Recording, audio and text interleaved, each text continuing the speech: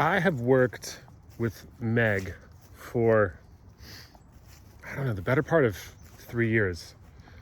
I've known her for 8 years, for as long as I've lived in Bellingham, pretty much. Smoky sunset. And I have a long history in my life of struggling with practice, of succeeding greatly at the things I was able to practice, but really not being able to get myself to practice the things that I wanted to, or that I said that I wanted to. I had a lot of teachers in my life that sort of like made that worse. And then I had some teachers that made it better. And I got to a point where I had sort of given up on having agency in my life. Because when I tried, I just went into this pattern of like kind of self-abusive, like forcing that never actually accomplished anything, but created like so much anxiety and stress. And I was like afraid that if I tried to like pick a goal and like act toward it, that I would just perpetuate that habit. And Meg has a very specific approach to practice and a long and storied relationship with it. And so I got into that conversation with her. And it's sort of, and it developed into us talking once a month just about my approach to practicing things. How can I have more agency in practicing, whatever it is? Be it like artistic things like drawing, or I don't draw, music, learning a musical instrument. I really wanted to like learn how to play Go better when I first started. This was like, it wasn't really about Go, but it was like a touchstone for self-discipline.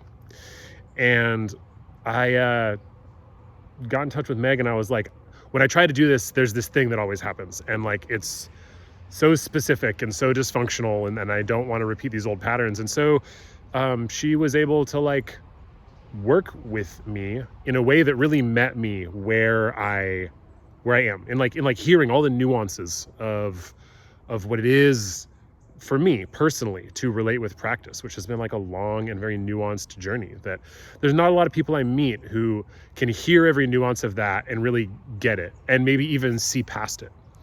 And so I worked with her maybe for like 8 months, just in a one-on-one capacity, trying to find the next stage of like, how can I have any agency and control over what I do without just like going back into a pattern of abusing myself. And that evolved into participating in the alchemy apprenticeship that she offered, which was a 2-year program.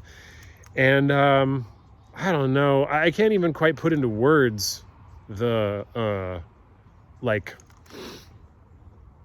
insight that came out of that, but it was a container that gave permission that Meg created for me to approach it however I would, or however I wouldn't. It became not about doing it a certain way or forcing it to happen in the expected ways. And that created space for something different to occur, where what had earlier in my life been just a lot of forcing and anxiety, and which evolved into a lot of just not doing, like intentional non-doing, because I didn't want to go back into forcing and anxiety. And so Meg helped me open a space in which the non-doing could become a doing. I think that's the way to say it. And where I could see that in pausing, I was listening and honoring, and not doing. And maybe in that recognition, and in a long form held space like that, I was able to see it better for the doing that it was and is. And that allowed me to get clearer on what I want, and realize that maybe at all the times in my life when I wouldn't do shit, it's because I didn't want to. And I just thought it was a good idea.